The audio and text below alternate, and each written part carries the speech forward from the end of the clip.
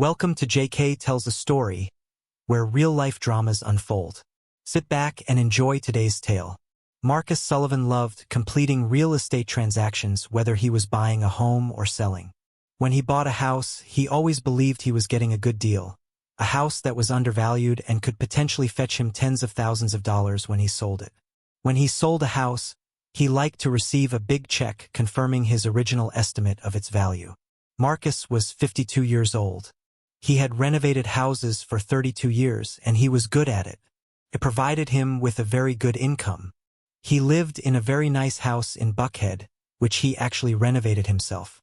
The fact that he bought it at a very low price and it was in a very prestigious area of Atlanta provided him with instant capital that was double what he paid for it once some improvements were made. Given that he bought it with cash like all his properties, his equity doubled as soon as he renovated it because there was no mortgage. Marcus came from a middle-class family. When he graduated from high school, his family didn't have enough money to send him to college.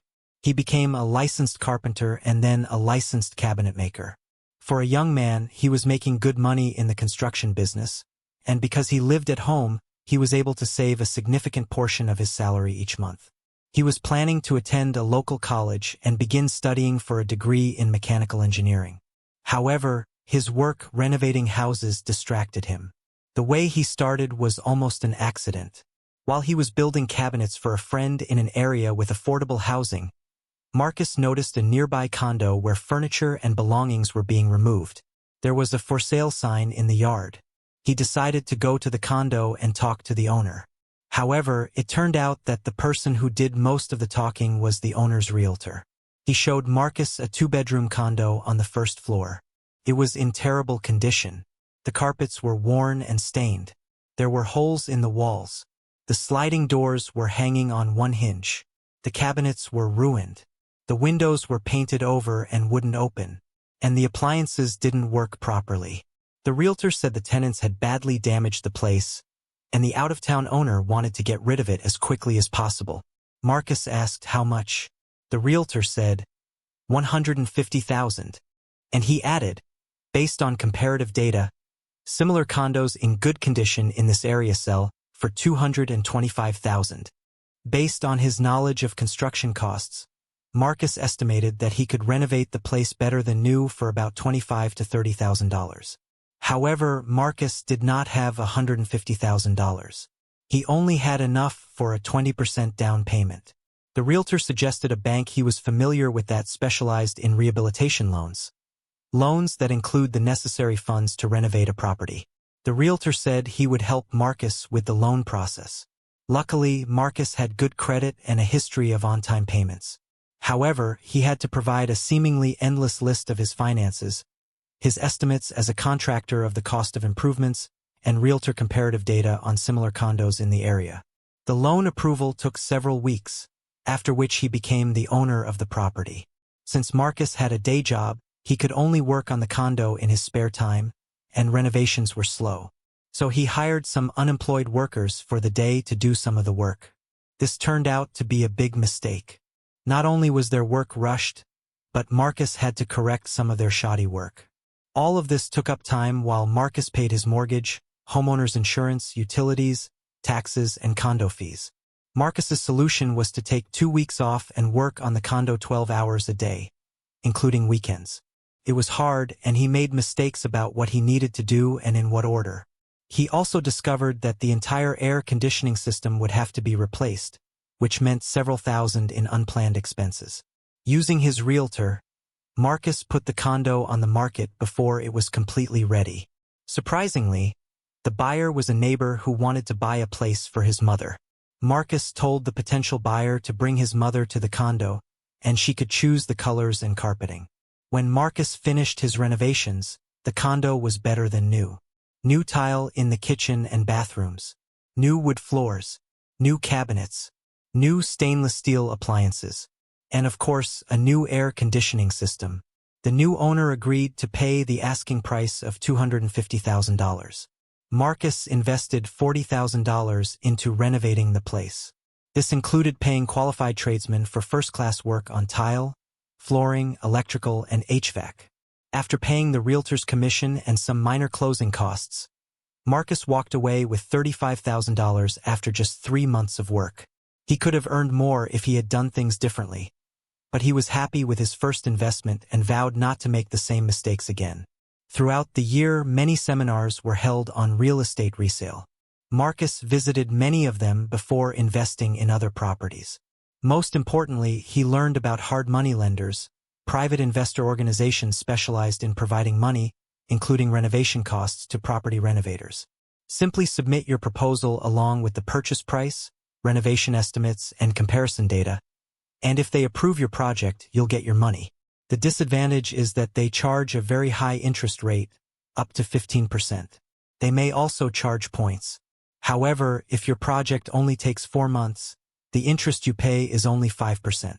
In addition, these loans are processed very quickly, sometimes in a matter of days. This eliminates endless paperwork and the long time required to obtain a bank loan. To find the perfect properties to buy, Marcus became a realtor. Thus, he had access to the multiple listing service. He could find suitable properties online, visit them, and go inside with his lockbox key to view them before making an offer. He could also independently study comparative data and find out how much similar properties cost. Most importantly, he could pay himself a commission both when buying a property and when selling it. Over the next few years, Marcus bought, renovated, and sold numerous properties. He started with small, inexpensive condos, moved to larger townhomes, and eventually to basic family homes. He saved his profits and used them to increase down payments by taking out smaller loans. He eventually accumulated enough money to buy houses with cash. This greatly sped up the selling process and allowed him to buy properties from anxious sellers at very low prices. Marcus also began working less on real estate on his own. He had a good contractor with a team of experienced workers. They soon learned Marcus's preferences in terms of flooring, carpets, lighting, colors, etc. And Marcus could simply show them the property and let them do their job. He was able to keep the cost of the renovation to a minimum because he was able to provide ongoing work for the contractor and his team. Marcus's job became finding properties, purchasing them, and then handing them over to a contractor.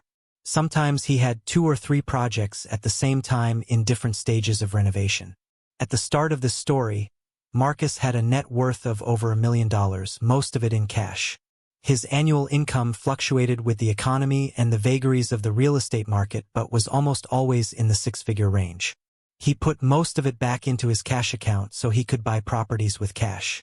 However, he lived modestly and frugally in a middle-class home, and few of his friends or family knew his true financial condition. 5 years after he became a major player in the market, Marcus married the former Miss Caroline Whitmore. Caroline was an extremely attractive woman, several years his junior. Her family was wealthy, and Caroline was their only child. However, they never looked down on Marcus and his lack of education because they knew that he earned more than enough, and they understood that their daughter and Marcus were madly in love with each other. In fact, they respected him very much. Marcus and Caroline had 3 daughters: Amanda, Jessica, and Ashley. They were all adults now, leaving home and getting married with small children. However, only Amanda lived nearby, about 2 hours away.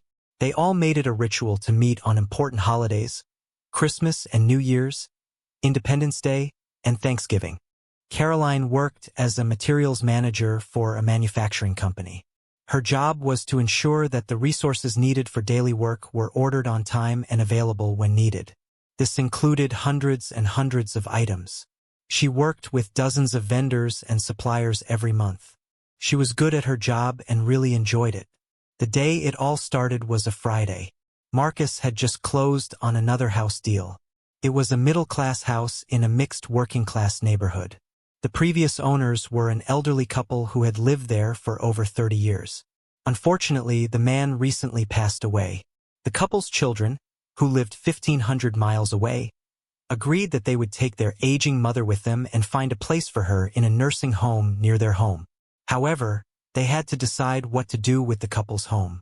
The realtor they worked with, a colleague of Marcus's, noted that the house was a slow seller. It was neglected and in dire need of renovation. He suggested they contact Marcus as a potential renovator buyer. Marcus was invited into the house to inspect it. He had an experienced eye for the major elements of a home that needed renovation. The foundation, roof, electrical system, and HVAC system all needed restoration. He also examined the outside. He found cracks in the backyard walls, holes in the driveway, and weeds where the lawn should have been instead of grass. Finally, he noticed that all the old furniture was still in the house. The kitchen was filled with pots and pans, cooking utensils, and dishes. Plus, the two-car garage was filled with patio furniture, tools, folding tables, and plenty of kitchen and serving equipment. "It looks like the old couple once ran a catering business," Marcus observed. The old couple's children knew that comparable houses were valued at $355,000. Marcus indicated that he would have to invest at least $50,000 and 3 months of his time to renovate the house. He went on to explain that if he were to buy it, he would need to make a profit of $50,000 to make the purchase worth his time. Therefore, the best he could offer them was $250,000. He told them that he would buy the house for cash and would be responsible for removing all unnecessary items. Since the house was paid off many years ago, this meant that the children would split the $250,000, minus closing costs. What's more, by using a real estate attorney Marcus knew, they could close the deal within 5 days. The children didn't have to think long about the proposal. They accepted it immediately. The closing took place the following Friday at 2 p.m., and Marcus left the closing agent's office with the keys at 3:30 p.m. Since it was already late in the afternoon, instead of stopping by his office, Marcus decided to go straight home. He thought he might take Caroline out to celebrate another successful purchase, as he did when he bought or sold any of his properties. Caroline's car was in the garage when he arrived home, which was a surprise because she wasn't usually home at that time. She didn't greet him when he came through the door. Marcus, as he often did when he got home, poured himself 2 neat shots of Captain Morgan rum to ease the stress of the day. As he did this, he heard the shower running in the upstairs bathroom. After taking off his jacket, loosening his tie, and rolling up his sleeves, he went upstairs to announce his presence. Entering his spacious bedroom, he stopped. On the bed were 2 cocktail dresses, one black and one red. Also on the bed were 2 sets of bras and panties matching the colors of the dresses. On the floor underneath the dresses were matching high heels. Black fishnet thigh-high stockings hung on the chair at Caroline's dressing table. Looking around, Marcus noticed that on Caroline's dressing table lay a bright red lipstick along with a bottle of her most expensive perfume. An anniversary gift from Marcus several years ago. "What the hell is going on?" Marcus said to himself. He decided to sit and wait in the bedroom until his wife came out of the bathroom. When Caroline came out of the bathroom, she was wrapped in a towel, and her hair was also wrapped. She didn't see Marcus sitting motionless on the side. She sat down on a chair at her dressing table and began powdering her arms, shoulders, and legs. When Caroline took the towel off her head and shook out her locks, Marcus saw that she had been at the hair salon and had her hair styled into voluminous curls. He also noticed that her nails were painted bright red. "What's happening?" Marcus asked in a relatively normal voice. Caroline jumped and let out a small scream. "Marcus, you scared me. I didn't know you were home." "I closed the deal early in the day," Marcus replied, "and decided to go home instead of going back to the office and doing nothing. I was thinking that I might take my wife out to dinner to celebrate the closing. It's been a few weeks since I've done that. However, I got the impression that you already have plans. So I ask again, what's going on?" "Yes, darling," she replied. "I do have plans for this evening. I'm going out to dinner with a friend." Marcus's internal state began to swirl, but he maintained his calm demeanor. "I'm guessing, based on the clothes you laid out, that you're not planning on going out with a girlfriend but rather a man. Moreover, since I see you've got your dancing shoes out, you intend to go dancing, right?" "Yes, darling," Caroline replied. "We thought we could go dancing to spice up the evening. Can I ask who this friend you're going on a date with is?" "Oh, it's just a friend of mine from work. His name is Richard Sterling." "Not from work, actually. He's a sales representative for the company we buy all our paper supplies from. He comes into town once a month, stays overnight, and then returns to Charlotte. He always makes time to talk to me. And the last couple of times he came, we went out to lunch together. He's a very nice man, very polite and attentive." And Caroline quickly added, "It's not really a real date. It's basically just dinner and talking with a friend." Marcus realized that Caroline would be evasive about the date, so he decided to sidestep the topic and find out her intentions. "What dress are you going to wear?" Marcus asked. "I just can't decide.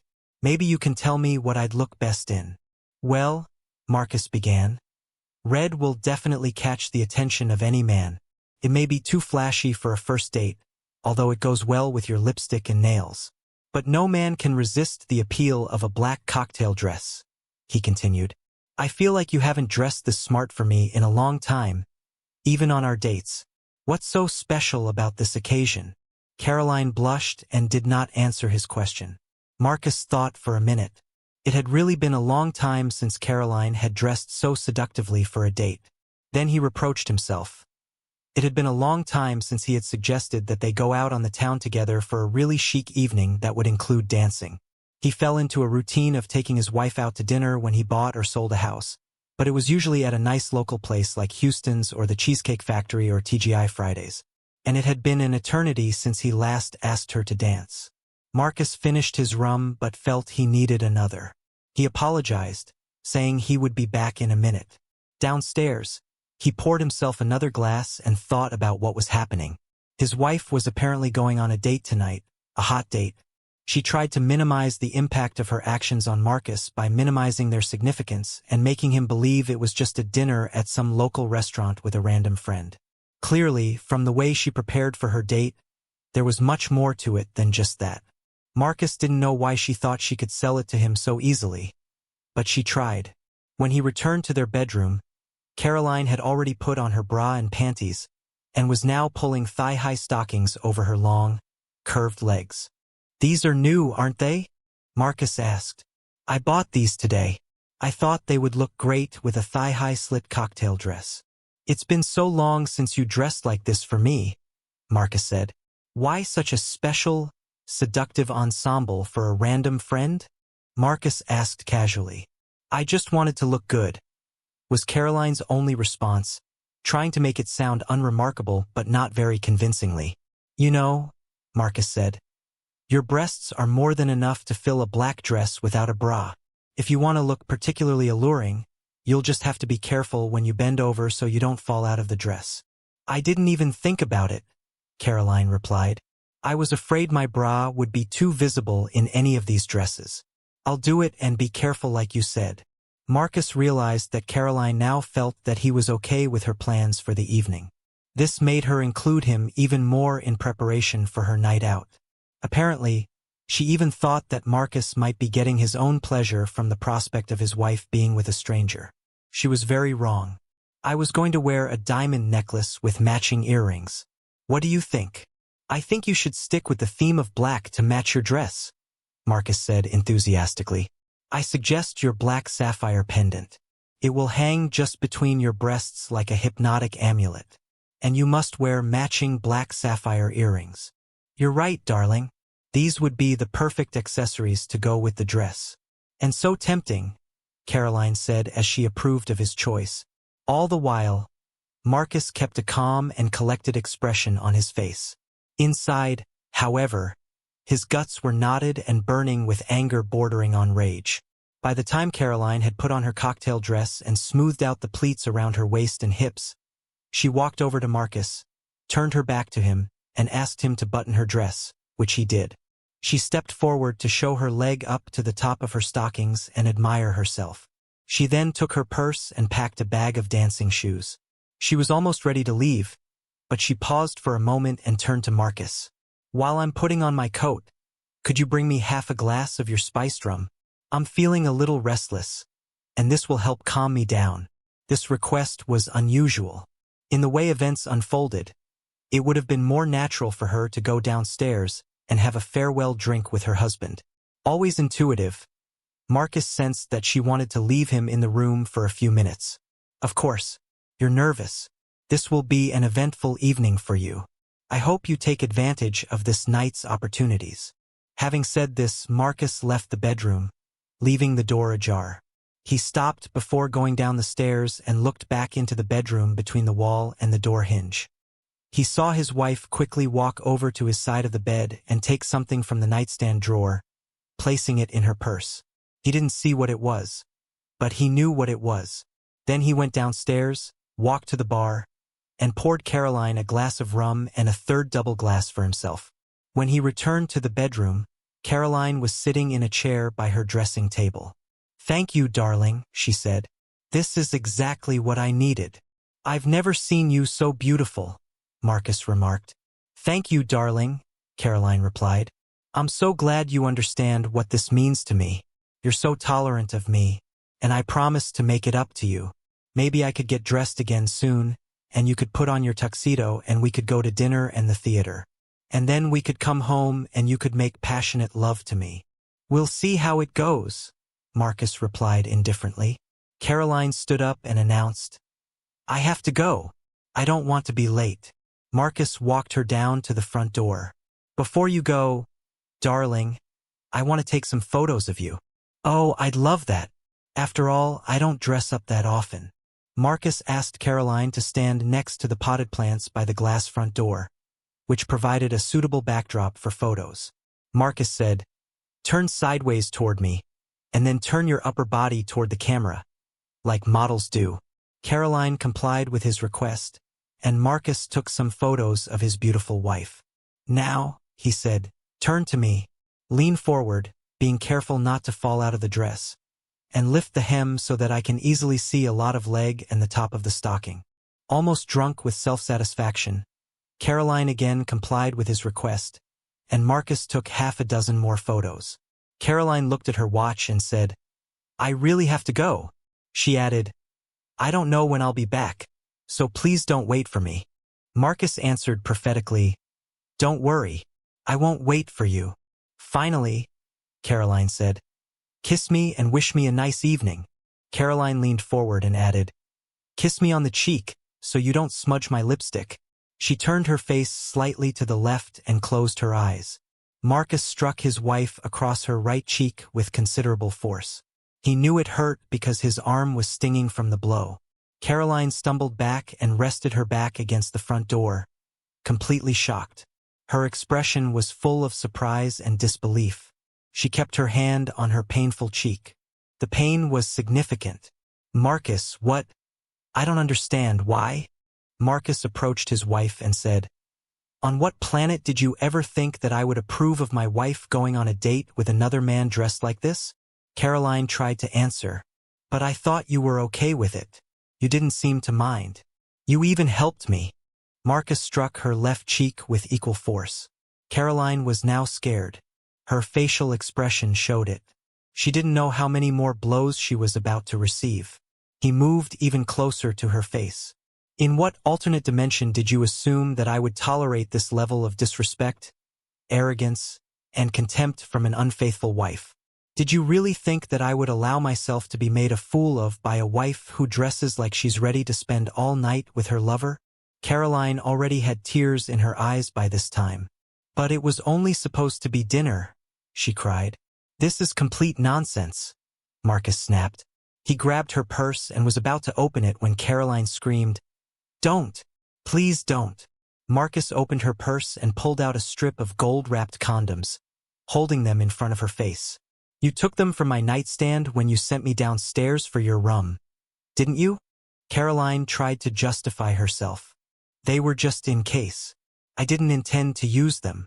"Whatever," Marcus replied angrily. Caroline began to realize how poorly she had misjudged her husband. She could see that he was holding back tears, that beneath the anger was real pain. "Please, Marcus," she begged. "It was a big mistake. I didn't want to hurt you. I really thought, I don't know what I thought. I was so fascinated by this man. He was giving me so much attention. I should never have gotten involved in this. I'll cancel the date. We'll stay home together. We can get cozy in front of the fireplace. Just you and me." "Unlikely," Marcus said. "If you stay here, I'll continue this until I'm tired of raising my hand." Marcus took his wife's coat and purse and pushed them into her hands. "I want you out of here right now. Don't even think about coming back until tomorrow afternoon because I won't let you in." With that, Marcus opened the front door and forced his wife out onto the porch to her car. He opened the car door and pushed her inside. "You won't need this," he said as he grabbed her purse and found her keys. He took the house key off the key fob. He also removed the automatic garage door remote control from the sun visor. "But where should I go?" Caroline cried. "I don't care," Marcus replied. "Stay with Amanda for a few days. It's only a 2-hour drive." 2 hours, Caroline complained. "Then find a Hampton Inn or Holiday Inn and stay there." "I don't care. Just get out of my sight." Caroline saw that her husband was completely serious and, at the same time, very angry and ready to hurt her even more. She started the car, pulled out into the street, and sped off. Marcus watched her drive away until she was out of sight. He returned to the house. When he entered, he saw a bag of dancing shoes on the floor. He thought to himself, "She probably won't need them tonight." Marcus suddenly felt tired. He walked over to his bar and poured himself another 4th double glass of spiced rum and collapsed into his leather chair. He suddenly felt a great loss and began to cry. He felt other emotions: anger, humiliation, and pain.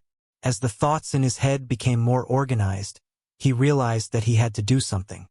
He needed to find a way to show his extreme displeasure with his wife's actions that was so clear that it couldn't be misunderstood.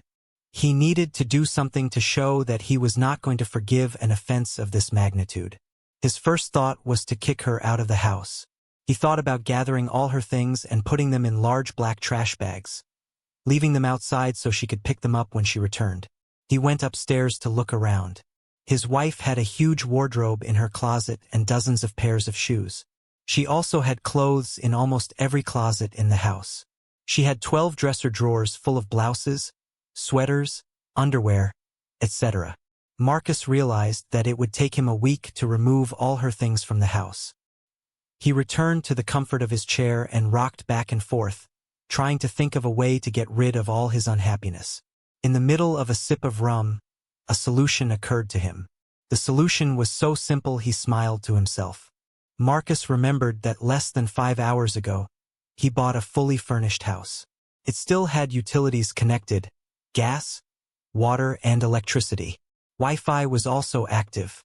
He was ready to move in, and he had the keys in his briefcase. He would need to take with him only a minimal amount of clothing and accessories.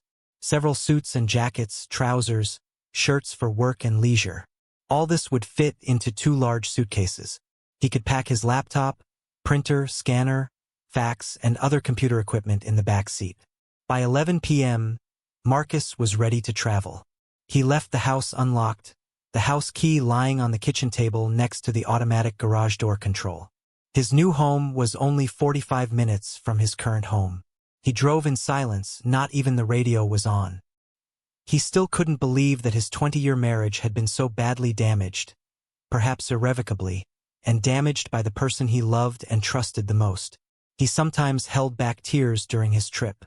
When he arrived at the cul-de-sac where his new home was located, it was very dark. There were no street lights. He drove slowly to his new place and pulled into the driveway. He parked in the carport, which was located next to the side entrance to the house. The double-detached garage was another 50 feet up the driveway. The porch light was on. He left it on when he finished his last inspection earlier that day. Marcus used his keys to enter the house through the side door on the back porch and began to turn on the lights. Although the house was neatly cleaned, it was still in a state of disrepair. Marcus walked from the back porch into the kitchen. The house did not have a formal dining room. Instead, there was a very large kitchen area that served as a dining area, with a 5-foot diameter round wooden table in the center and 6 matching chairs. Marcus continued into the family room, the living room, and finally the bedrooms. As he walked through the house, his thoughts determined what needed to be upgraded and changed to make the house sellable. Although he had no plans to resell the house anytime soon, he usually completely rebuilt houses of this condition. Everything was going: cabinets, flooring, appliances, bathrooms, light fixtures, everything. However, since he was going to make this house his home for the near future, He had to do the renovations gradually in order to have a place to live. Marcus began unloading his car. Although the house had a moderate amount of storage space, half of it was taken up by the late owner's belongings. The family, acting on behalf of their mother, took only what was valuable to her: clothes, photographs, family albums, a wedding china set, some works of art, etc. They even left an outdated computer system in one of the bedrooms, which they used as an office and sewing room. Marcus moved his computer and peripherals into the same space. Marcus was tired. It was late, and his 4 double-spiced rums were making their presence felt. There were sheets and blankets in the linen closet. Once he finished making the bed, Marcus stripped down to his shorts and went to bed. The next morning, he woke up early as sunlight flooded the bedroom. He didn't close the curtains before going to bed. He had a slight hangover. He quickly showered, dressed in casual clothes, and then went to the kitchen to make coffee. The elderly couple had an old-fashioned coffee maker, and luckily he found a jar of coffee in the pantry. Marcus approved of the gas stove even though it was very old. While he drank his coffee, he looked through all the cabinets and drawers in the kitchen. They were filled with all sorts of pots and pans, kitchen utensils, glassware, dry-canned foods, serving utensils, and cookbooks. Marcus noticed that there were 2 full china sets that had not been taken by the children. There was also a separate set of everyday dishes and glasses, 4 of each, which he could use instead of buying his own. In one of the drawers were keys to the house, the garages, and the shed in the back. He put them on his key ring. Also in the drawer was a recent statement from the electrical company, which Marcus used to transfer the account to his name. He also had statements for the natural gas company, city water, and internet provider. Marcus sat at the kitchen table and made a list of things to do. He called the contractor he usually worked with and left a message on his voicemail. Then he walked around the property to assess what needed to be done outside. He also estimated that it would take several men about 2 days to remove all the furniture and junk inside and place it in the backyard for the garage sale. Marcus planned to advertise the sale online and in the local paper. He thought he could get rid of most of the items for a small profit. Around 10:30 a.m., his contractor, Cesar Rodriguez, called back. "Hey Marcus, what's up?"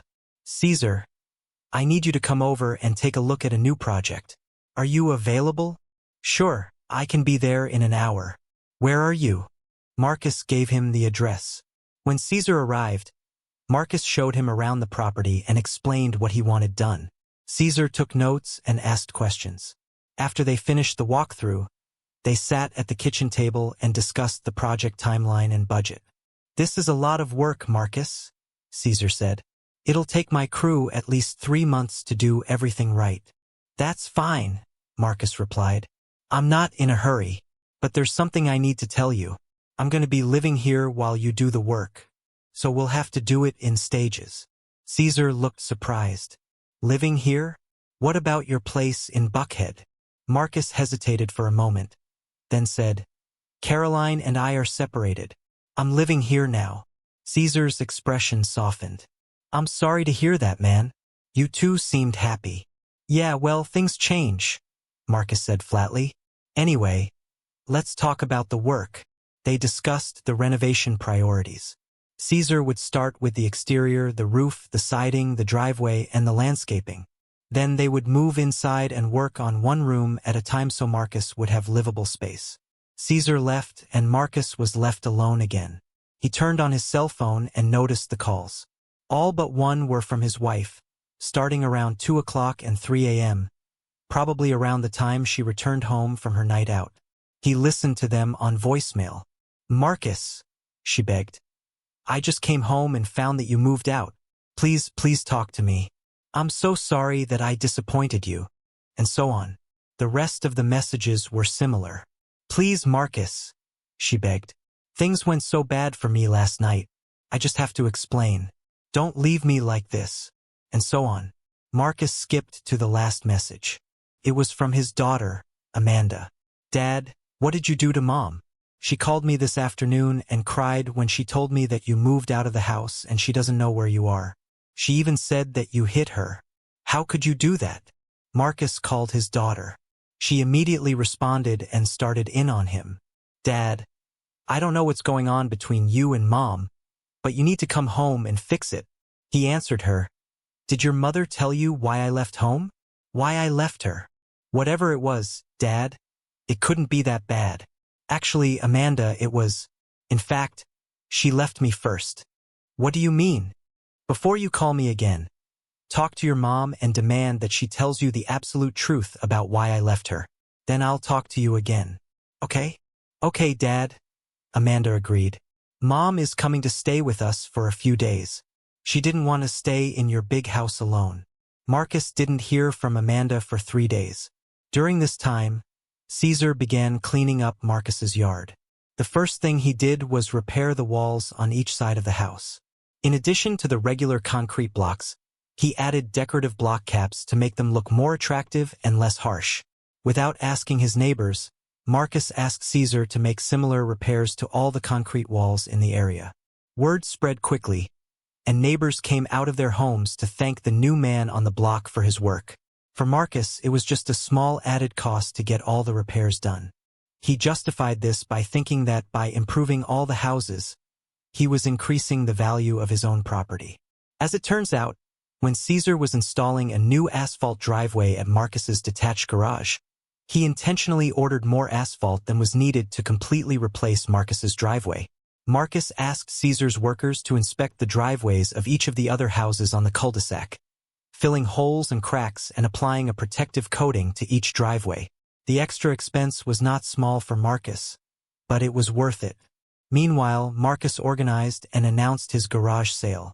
All of his neighbors on the cul-de-sac attended the sale, as well as many people from surrounding areas. It was a success, and Marcus got rid of most of the stuff that was cluttering his house and garage. He was cleaning up unsold items and putting them in Caesar's pickup truck for transport to the thrift store when he received a call from his daughter. Dad, we need to meet. I need to show and tell you things you don't know. I know what I know. I know what I saw, Marcus replied. Did your mother tell you how she treated me? Did she tell you everything? Mom told me everything. Absolutely everything, Amanda replied. And a lot of things you don't know. If this is your mom trying to talk to me or get back together, forget it. She's already shown me how little respect she has for me, Marcus responded sharply. Dad, Mom knows I'm going to talk to you, but she won't be with me. By the way, when she told me what happened, I scolded her. I can't believe she treated my dad like that. I don't blame you for anything you did. Mom needed exactly that lesson. I can come to you wherever you are and talk to you about everything that happened. It's more than you know, Amanda said, her voice trembling with emotion. Marcus felt his daughter crying. I really don't want anyone to know where I live at the moment. I'll meet you at the Houstons near your house tomorrow at 11 a.m., and we'll talk. Okay? Okay, Dad, Amanda said. See you then. I love you, Dad. I love you too, sweetheart, he said before hanging up. The renovation of the house continued. Marcus ordered new windows. Many of the windows in the house were painted over and could not be opened. He also ordered French doors with additional screen doors for the family room and master bedroom. The next morning, Marcus walked into Houston's at exactly 11 a.m. His daughter was already waiting for him in the restaurant lobby. They hugged and asked for a table in the corner. Both ordered coffee. There weren't many people in the restaurant at this time of day. Marcus got straight to the point. What do you want to discuss, Amanda? If this is about what I did after your mom got dressed for her hot date, I don't regret anything. I don't have to put up with such disdainful treatment, especially from my wife, Marcus said firmly. Dad, this is more serious than you can imagine, and you won't like what I'm about to say. Not even a little bit. But first, you have to know that Mom is horrified. She's so sorry for her actions that she can't stop crying. She's very sorry for how much she hurt you. She couldn't stay with us longer than the weekend because she needed to be at home, where she was closer to work. I visited her twice. All she does is go to work, force herself to make it to the end of the day, and then return home to an empty house. After what she tried to do to me, I don't have any feelings for her, Marcus countered. Amanda pulled out 2 items from her large bag, a large brown envelope and a regular letter-sized envelope. Dad, Amanda began, Picking up the smaller envelope, "This is Mom's apology letter for you.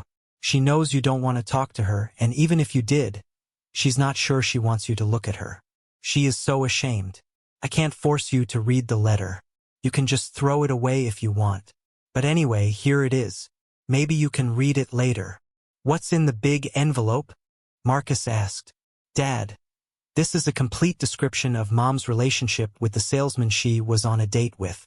This is written with surgical precision at my urgent request." "Why should I read this?" Marcus asked. "I really don't care. This wasn't written for you, Dad. It was written for the HR department at Mom's work." "And why should they care what Caroline did on her own time and with a non-company employee?" Marcus asked. "Dad," Amanda said, taking Marcus's hands with a sad expression on her face, "I need to tell you what happened after you kicked Mom out of the house. It will be painful, but it's better to hear it from me than from anyone else. You told her to stay with me tonight. You didn't want her around. You weren't sure. You didn't want to strike her again." "I know that," Amanda said. "When she complained that the drive was long, you advised her to find a motel or hotel to stay at. Right?" Marcus said. "Mom was in pain, not just because of the strikes, but she already realized how badly she had screwed up. No matter how angry you seemed, she knew that you were truly hurt by her behavior. She was confused, too. One minute you're helping her get ready for a date, which is clearly against your true nature, and the next you're striking her and yelling at her." "I never yelled at her," Marcus retorted. "I told her very sternly that I thought she was planning to make a fool of me by being intimate with another man. She claimed she never intended to be intimate with him." "I know, Dad," Amanda replied. "You couldn't come to a different conclusion. Dad, when Mom left the house, she was hurt inside. She was confused and repentant. In her extremely emotional state, somehow she came to the conclusion that she should meet Richard Sterling, as she had planned, to tell him that everything between them was over and to never contact her again. At that time, she still thought he was a good guy, a friend. Then she was going to come to my house and spend the night. When she arrived at the hotel, she immediately went to the women's room. Her makeup was a mess, and her cheeks were still red and slightly puffy. When she was ready, she entered the restaurant and found her date, Richard, who already had a table for them. Mom didn't greet him with a peck on the cheek or a hug. He immediately realized that something was wrong. Mom got straight to the point, but before she could say it all, she started crying. Her date did everything he could to comfort her. He hugged her and told her everything would be okay. He ordered a glass of wine to help her calm down. When the wine arrived, she drank the entire glass in one go on an empty stomach. Richard told her not to worry about their relationship and that he understood. However, he suggested that perhaps she was overreacting. After all, they were just about to have dinner. Then he ordered a bottle of wine for the table. "He continued to criticize you, Dad, saying that your reaction was too over the top. No real man would ever hit a woman." The wine began to soften my mother, and she began to relax a little. She continued to drink the wine that Richard gave her. Soon my mother felt the full effect of alcohol. She told Richard that she had to leave and make the 2-hour drive to my house. He told her he didn't think she was fit to drive, and she probably wasn't. Mom told Richard that if she couldn't drive, she would get a hotel room and spend the night, and then drive to my house the next morning. Richard said he would check availability at the front desk. When he returned, he told her that the hotel was booked because of a convention in town. In addition, he invited her to rest for a few hours in his room. It was still early evening, and she could sleep for a few hours before she left. Apparently, Mom was very impaired and needed help just getting to the elevator. Once in Richard's room, he went from helping her to kissing her neck. My mother pushed him away and angrily told him that their relationship was over. All she wanted to do was lie down for a few hours. She said she felt dizzy and practically collapsed on the bed. Her date was kind enough to lift her feet onto the bed and take off her shoes. She seems to remember Richard massaging her legs, but she soon fell asleep.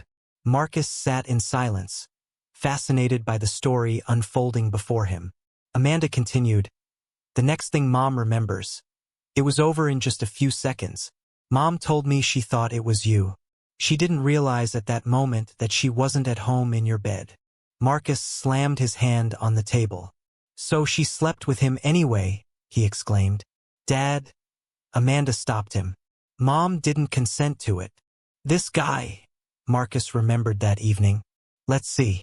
She dresses provocatively for a hot date, meets him at his hotel restaurant, they have a drink together, she goes up to his room of her own accord, and now claims no consent. Is this true? Yes, Dad, Amanda said. But that's not all. Early in the morning, when it was just beginning to get light outside, my mother woke up and realized that she was in bed with a man hugging her. He kept one hand on her chest and tried to be intimate with her again. She pushed the man away and jumped out of bed. Now sober, with only a headache, Mom realized what had happened. Richard got her drunk and then took advantage of her while she slept, and tried to do it again. She screamed at him and screamed that she never wanted him to be intimate with her. Richard laughed and told her that he didn't feel that way last night. Mom knew what had happened, and she immediately felt ashamed of herself for letting this man lead her down the garden path for months, and all he ever wanted to do was take advantage of her. Mom went to the bathroom, took a shower, cleaned herself up, and left the hotel. She returned home, hoping to find you there, tell you what happened to her, and ask for your forgiveness. Arriving at the house, she quickly noted that you had moved out. Mom was beside herself with guilt and shame. Then she called me and told me that she had a fight with you, that you hit her twice and kicked her out of the house. I told her to come to my house, and we would decide what to do after that. That's why I called you for the first time. When my mother came to my house, she was still confused. I asked her what happened. She avoided giving direct answers at the time because I think she was very ashamed of how she treated you so badly and what happened to her. She only told me that you two had a fight and that you struck her twice and then kicked her out of the house. She said nothing more before she retreated to the guest room and refused to tell me anymore. Only the next day I was able to find out the whole story from my mother. Judging by her behavior and tears, I believe that she told me everything exactly as it happened. I listened to all this and was not convinced, Marcus said. My wife got dressed for a hot date that involved more than dinner and dancing. What about the protection she hid in her purse? Can you tell me they weren't meant to be used later that night? You're going to have some faith, Dad. Mom said she explained that if she didn't accept them, then she wouldn't have the slightest chance of being intimate with him. But if she had them, then the only thing standing between her and the hotel room bed was her willpower. She wouldn't be with this man simply because she chose not to.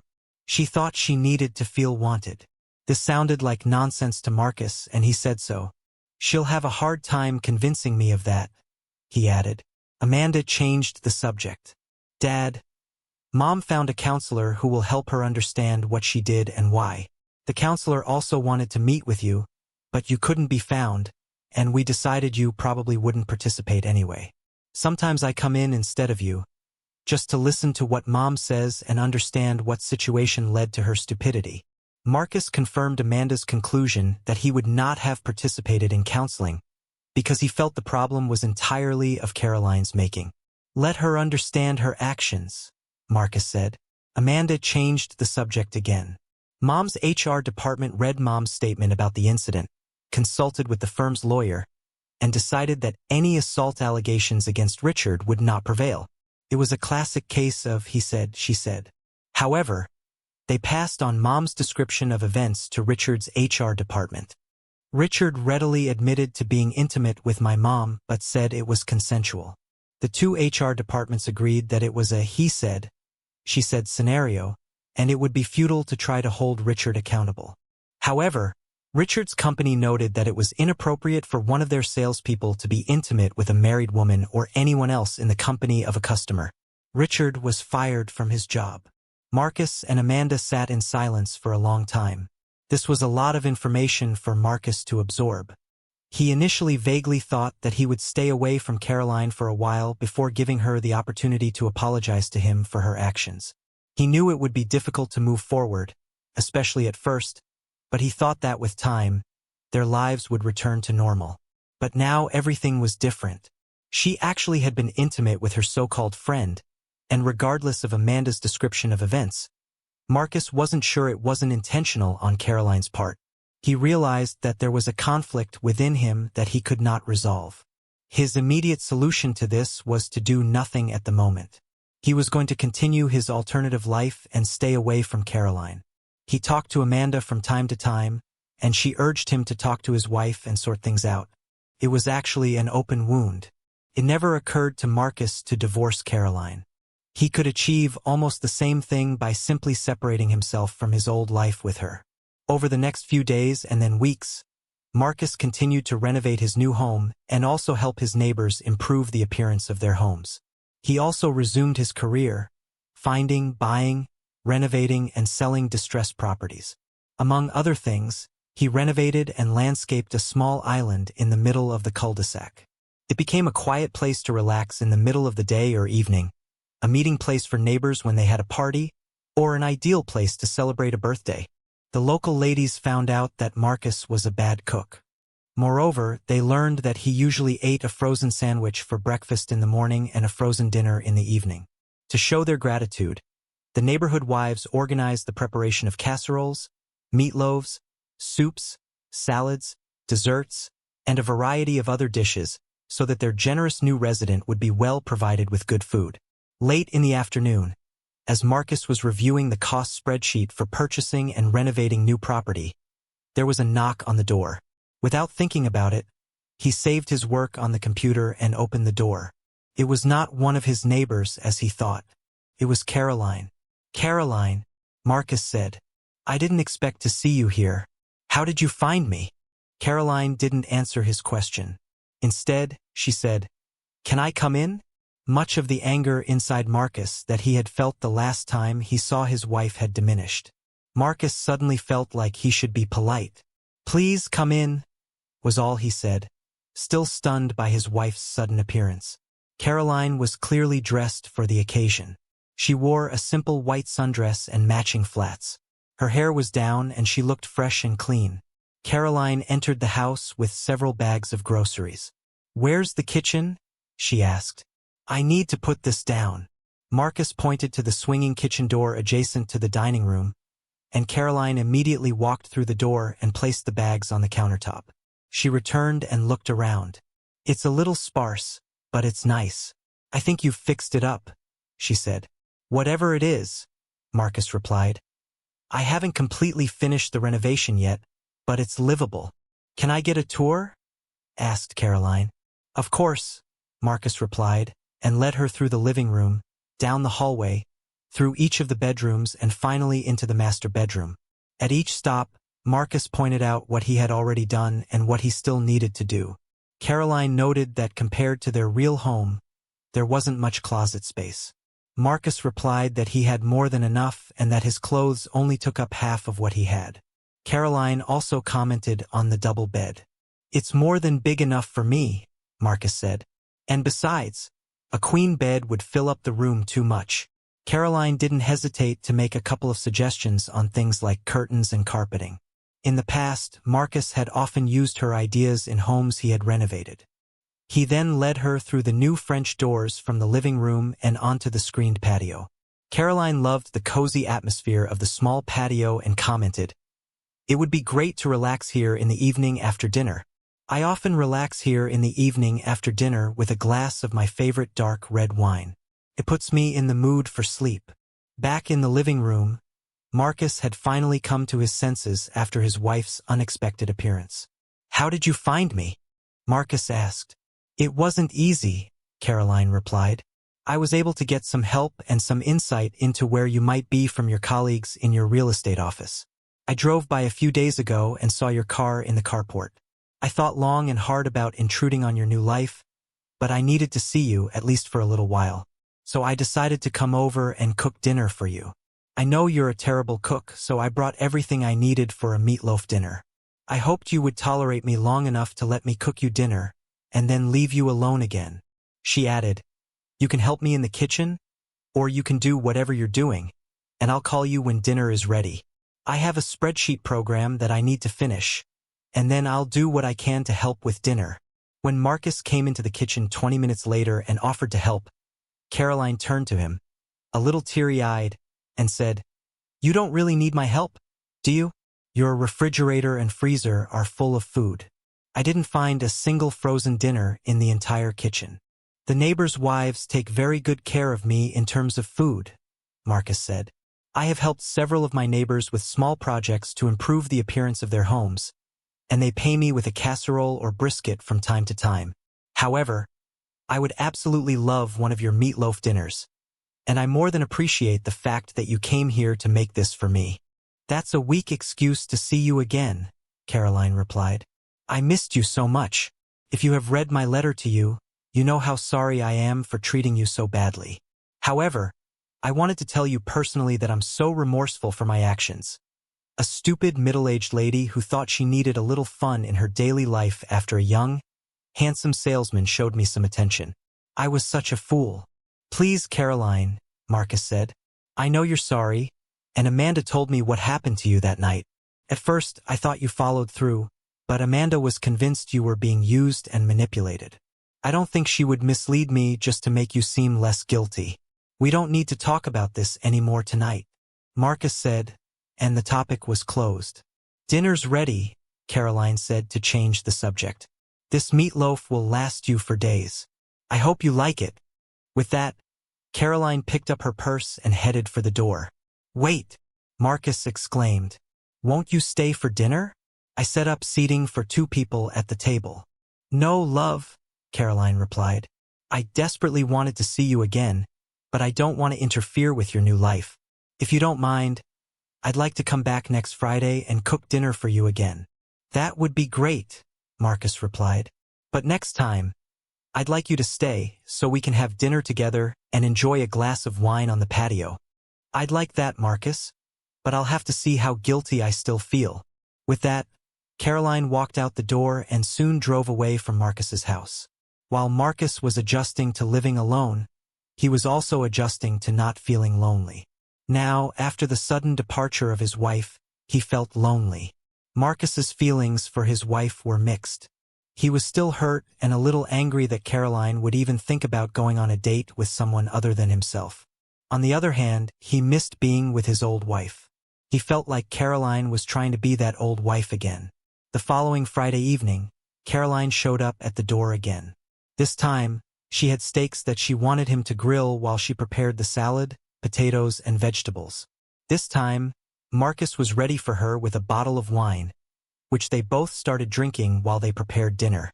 They ate on the covered screen terrace at an outdoor table large enough for 2 people.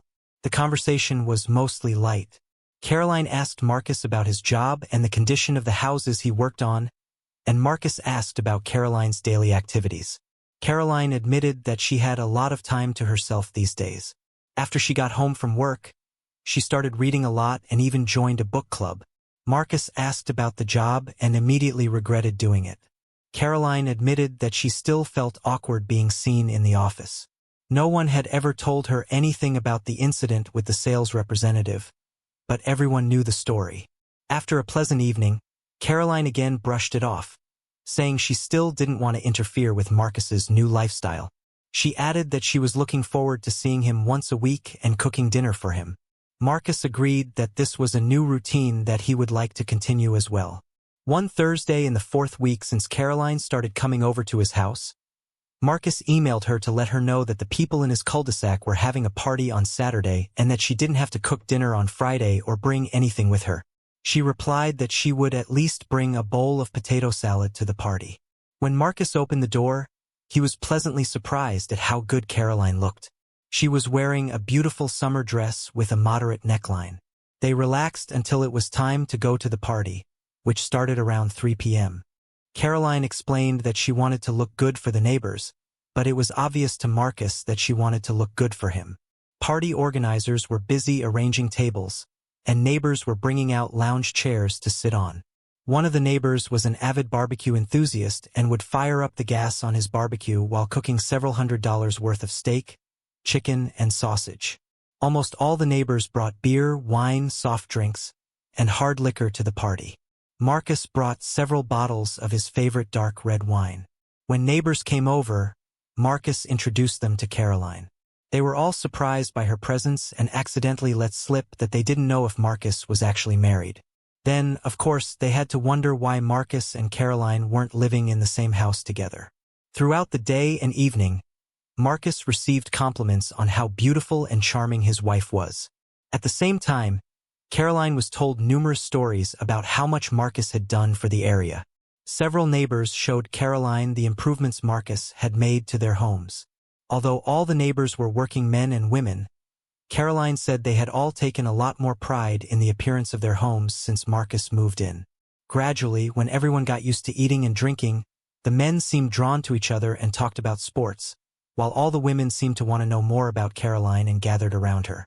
They all really wanted to know more about the relationship between Marcus and Caroline. Meanwhile, the children played together in the street and drew with chalk on the asphalt. It was already late evening when the party began to break up. Parents needed to put their children to bed. Most people helped wrap up the leftovers. As Marcus carried the beach chairs back to his house, he realized he had drunk a lot of wine. It was also obvious that Caroline was feeling a little tipsy as well. Once home, Caroline began packing her things in preparation for the trip home. "I don't think you should go home tonight," Marcus said.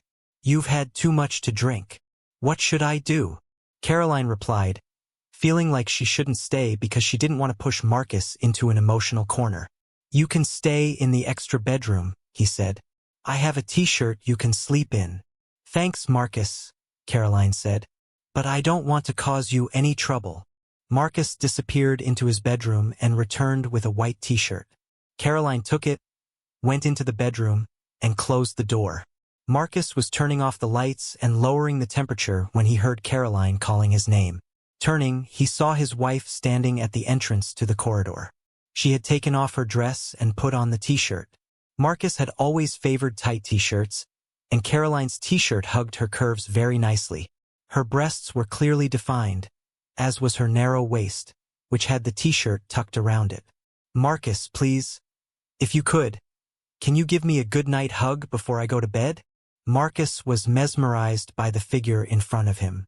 For a minute, Marcus forgot why he was angry with her and stepped forward to put his arm around her waist. Caroline, in turn, wrapped her arms around his neck and rested her head on his shoulder. They held each other close for only a few seconds before Caroline broke the hug and, without saying anything, hurried back to the bedroom and closed the door. Marcus was almost glad the hug was so short. He felt Caroline's body react. If the hug had lasted just a few seconds longer, she would have felt how much he wanted her. When Marcus woke up on Sunday morning, he had a slight headache, a hangover from the night before. He trudged into the bathroom to take a shower. Before doing this, he took 2 Excedrin tablets.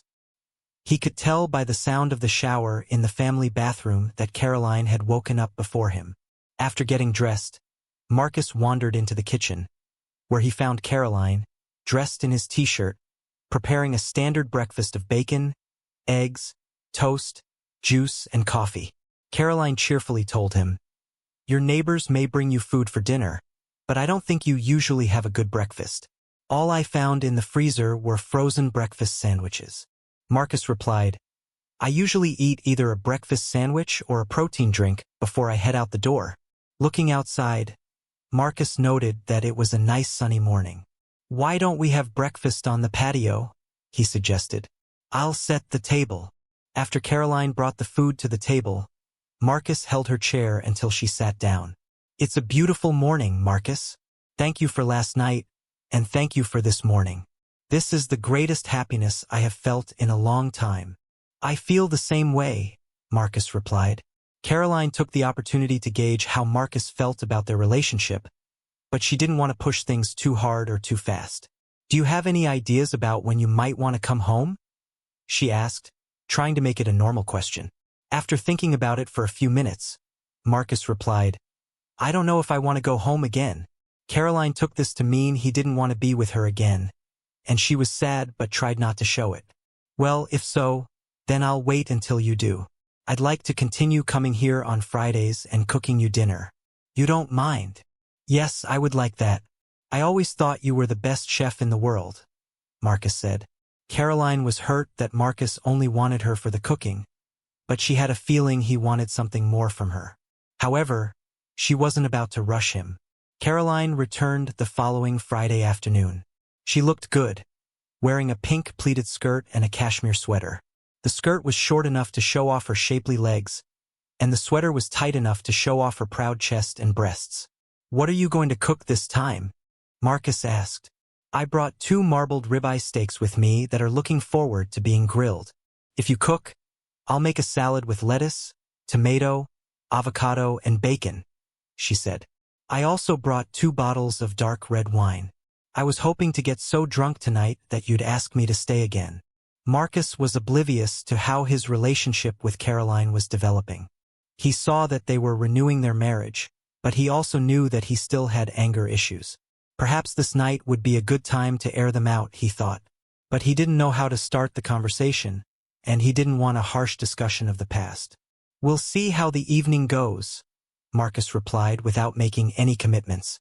Turning on the gas barbecue and closing the lid to let it heat up, Marcus walked into the kitchen, where Caroline was busy preparing a salad. He opened one of the bottles of wine and poured 2 glasses. He left one with Caroline and took the other out to the patio, along with the bottle, which he placed on a small table. After a while, Caroline brought the salad. Marcus took this as his cue to start cooking the steaks and threw them on the hot grill. "It will take about 10 minutes, he said.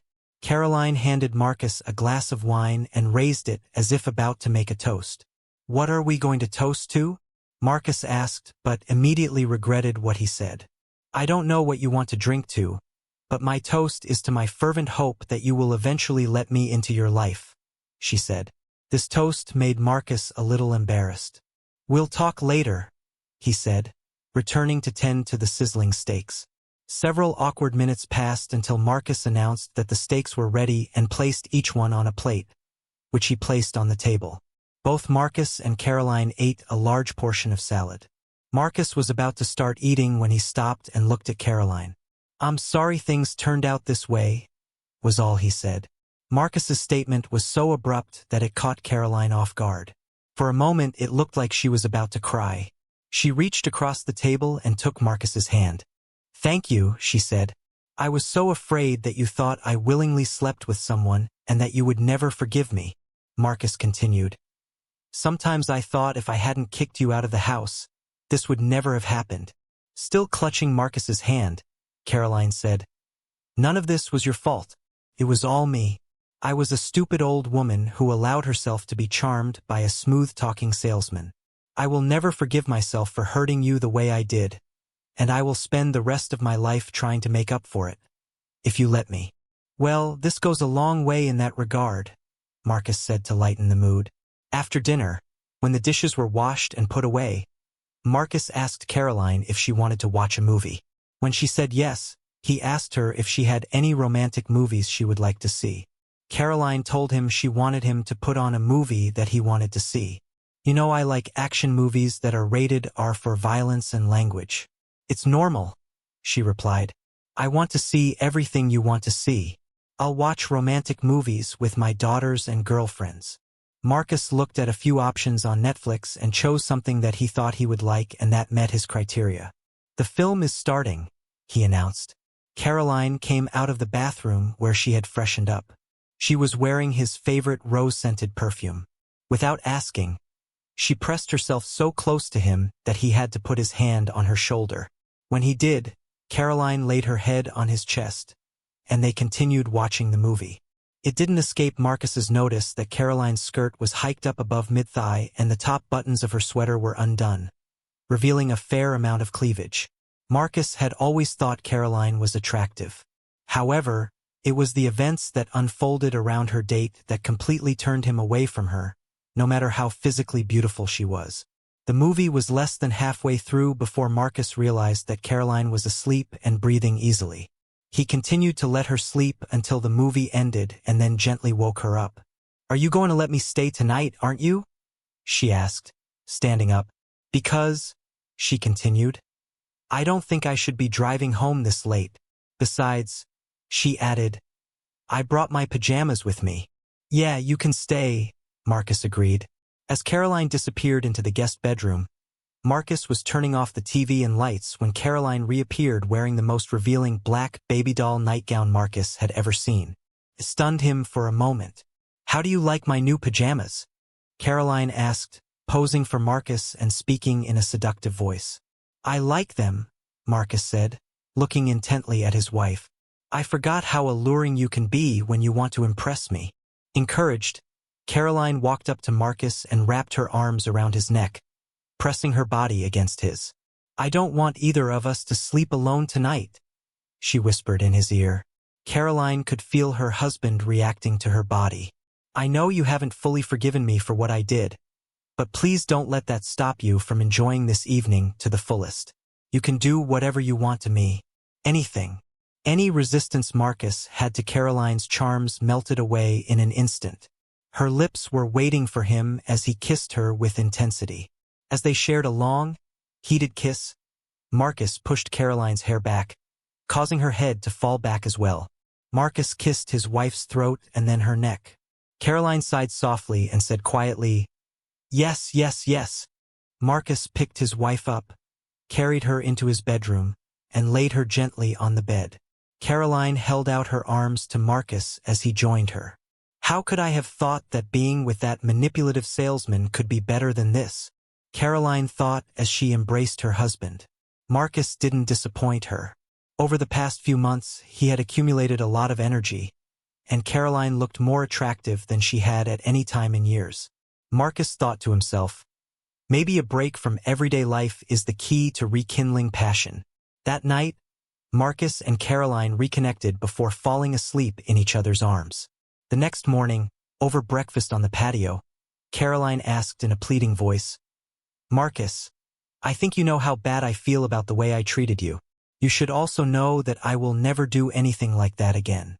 I know what will happen to me if I do, but we have been separated for almost 6 months. Don't you think it's time to return home and resume our life together as it was?" Marcus stopped eating and wiped his mouth with the napkin, thinking about his answer. "Caroline, I thought about it, but I changed my mind. First of all, that house is too big for me right now.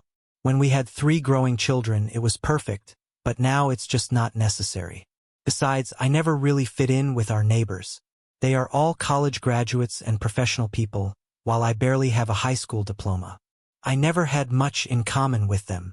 But you make at least as much money as they do on the houses you renovate, and our house has been renovated much better than most in the area thanks to your contractor and landscaper friends. What I'm trying to say, Caroline, is that this is my home now. This is where I want to live. These are the kind of neighbors I want to have. When completely renovated, this home will be the perfect size and function for my needs. No, Caroline, I'm not going back to our old house. However, it is paid for and I consider it a great investment. You are completely free to live there as long as you want." Caroline's face suddenly became sad. "Oh, Marcus, this is not what I wanted." Caroline quickly stood up from the table. "I have to go," she announced, putting on a brave face. In just a few minutes, Caroline gathered all her things and walked out the door. Marcus felt bad. He didn't mean to hurt her like that. However, he was sure that he wanted to live in his new house and make it his new home. He didn't hear anything from Caroline for 2 weeks. Then, late Friday afternoon, there was a knock on his door. When he opened it, Caroline was standing there with 3 suitcases. "I have 2 more in the car," she said. "What's happening?"